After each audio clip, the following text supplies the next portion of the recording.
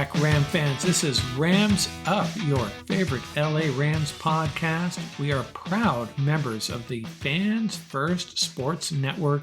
That's fansfirstsports.com. You can also follow us on YouTube. Our channel is at LA Rams Up.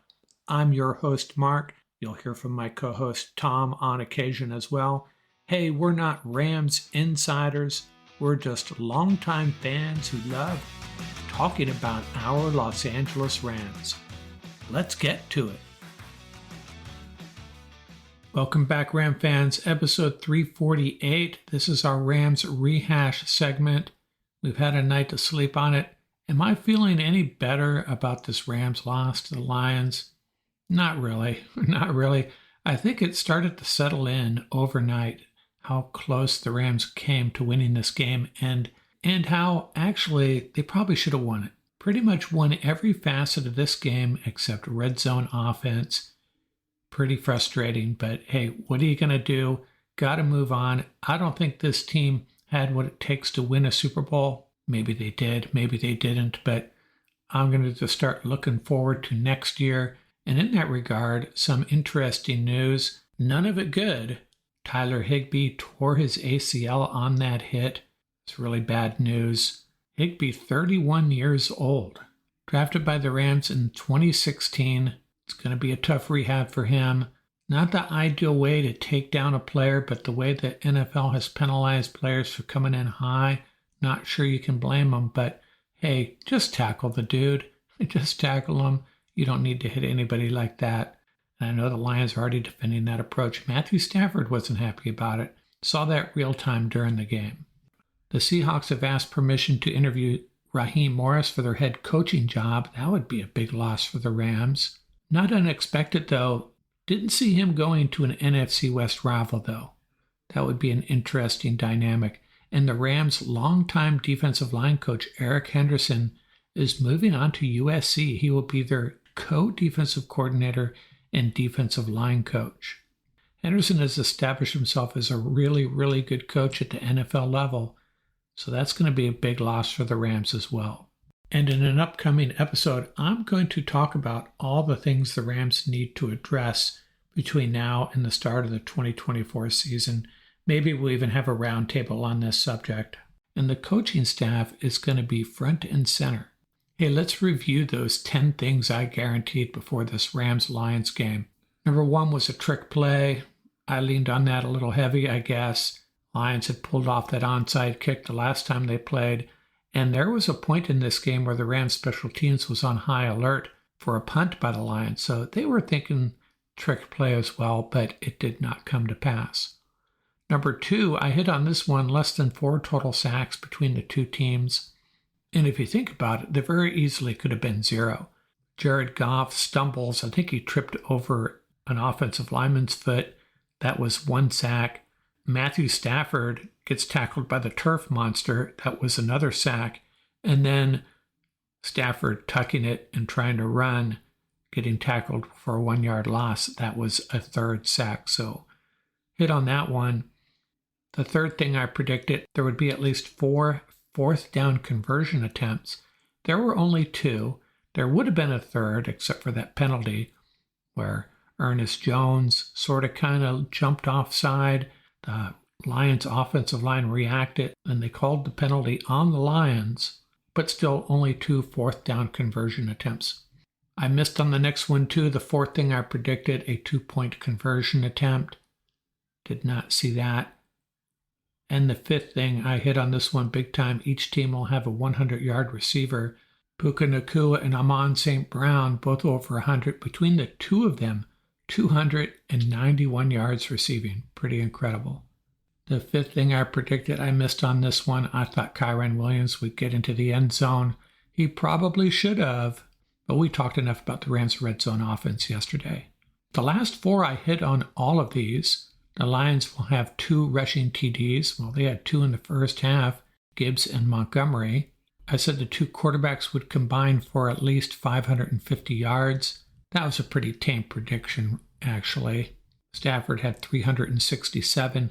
Goff had 277. I'll let you do the math, but it's clearly a lot more than 550. The ninth prediction I had was the Rams would have at least 7 players with a reception. I think we got to 8. Puka, Kupp, Davis Allen, Demarcus Robinson, Kyron Williams, Tutu Atwell, Ben Skowronek, and Ronnie Rivers all had receptions. And number 10, well, blew this one out of the water. The prop bet, Puka over 76.5 yards, and he more than doubled that. Hey, we're going to come back in a second with our loop around the league, checking in on all the other playoff games. Before we get to that, I wanted to point you towards our YouTube channel, put together a really nice little video commemorating the top plays of the Rams 2023 season. That YouTube channel is at LA Rams Up. Check it out. I think you'll enjoy it. Let's do a loop around the league. In this case, let's talk about all these other playoff games. On Saturday, the Texans 45, the Browns 14. You know, it took me a while to jump on the Browns bandwagon. Yeah, their defense. I wasn't a big believer in them, but I finally convinced myself they had what it takes.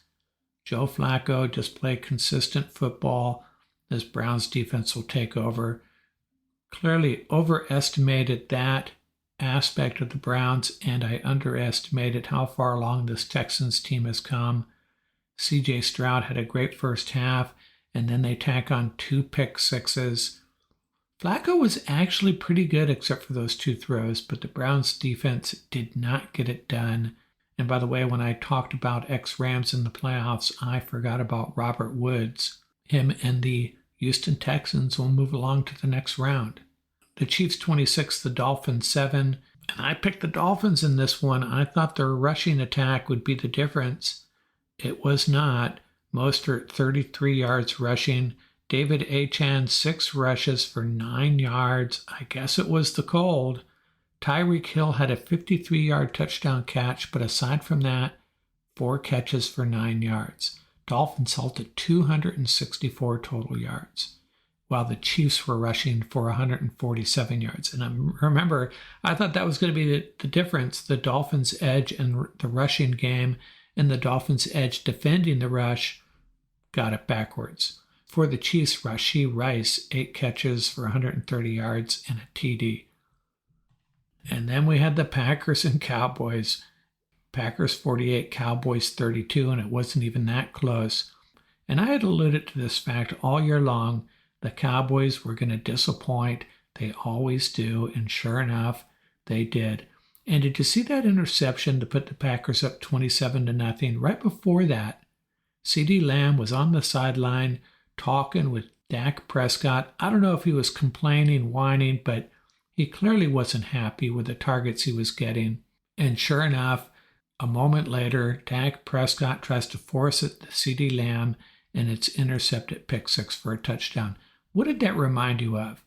It reminded me immediately of that Rams-Seahawks playoff game where DK Metcalf, I don't think he had a reception yet. He's on the sideline complaining to Russell Wilson and the coaching staff, throwing a little hissy fit. Next possession, sure enough, try to force a screen to him. Darius Williams, the Rams cornerback, steps in front of it, pick 6, and that was the most decisive play in that entire game. Rams won that playoff game, only to lose a week later in Green Bay. Defenses pay attention to that stuff, I'm telling ya, and it really cost the Cowboys. And in that delayed game, the Bills take care of the Steelers 31-17. I thought the Steelers were going to come back and maybe make a game of it late. And then there was that play. Khalil Shakir, what a great play, breaking the tackle and running in for really the deciding score. Game was pretty much over at that point. I just get really uneasy watching the Bills. They just seem like a team, kind of got a little bit of Cowboys in them. Always good, always competitive, but then they lose playoff games that they should win, but they get by the Steelers in this one. And in the wild card week finale, Tampa Bay ends Philadelphia season 32-9. Now, I didn't watch this game, but I have it from reliable sources that Greg Gaines had a little bit of a part in this. Eagles down 16-3, score a touchdown, decide to go for two because of their infamous tush push, and Greg Gaines had a lot to do with stopping that.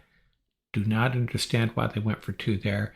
And they put no additional points on the board. Baker Mayfield and the Bucs end their season, and the Eagles, man, have they fallen fast. That whole NFC East, not as impressive as it looked several weeks ago. So it'll be the Bucs at the Lions, the Packers at the 49ers, and this just makes it even more painful. If the Rams had won, they would have been traveling to Tampa Bay, a team that I think they could handle. Well, I wouldn't say easily, but they'd have a really good shot. Meanwhile, the Texans at the Ravens and Patrick Mahomes, his first road playoff game ever as they travel to Buffalo. That should be a really, really fun game. So ex-Rams eliminated from the playoffs this weekend. Oko with the Browns, Jalen Ramsey with the Dolphins, Brandon Cooks with the Cowboys, and Allen Robinson with the Steelers. He was another ex-Ram I forgot to mention. Rams that are pressing on, well, Jared Goff and Josh Reynolds, of course. Jake McQuaid, I did not even realize he was their long snapper. Last I saw him, he was with the Cowboys. And Leonard Floyd, Von Miller, and Taylor Rapp with the Bills. Robert Woods with the Texans, and Baker Mayfield and Greg Gaines. And of course, Matt LaFleur, the coach of the Packers. So, hey, you know what I say? Go Packers, and I guess I'm pulling for the Lions too. Not sure how I feel about that. Kind of like Baker Mayfield, but I think I'd enjoy a Goff Super Bowl title more than a Baker Mayfield title. And closing out the loop around the league, Jim Harbaugh apparently going to interview with the Chargers. That would be an interesting hire. And I know a lot of people are talking about Bill Belichick going here or there. Atlanta, Dallas have been mentioned. I'm sorry, I'm just not feeling it. If I was a fan of either one of those teams, I'm looking for a young, offensive-minded coach, not Bill Belichick. But that's all I'm going to say about that. Now, we may not be publishing as often as we did during the season, but you should see at least 4 drops a week from us. And this week, a roundtable with Ian, Paul, and Tom. And I'll be holding a Los Angeles Rams 2023 award ceremony in an upcoming podcast, as well as identifying, I think I have a list of 12 concerns, 12 things the Rams have to address. That'll be coming up later this week as well.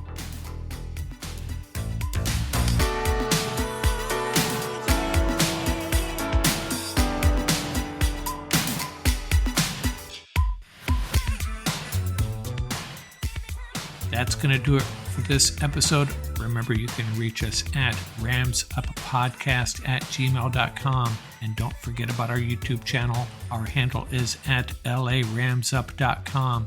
Till next time, keep the horns up, stay safe, and have fun out there.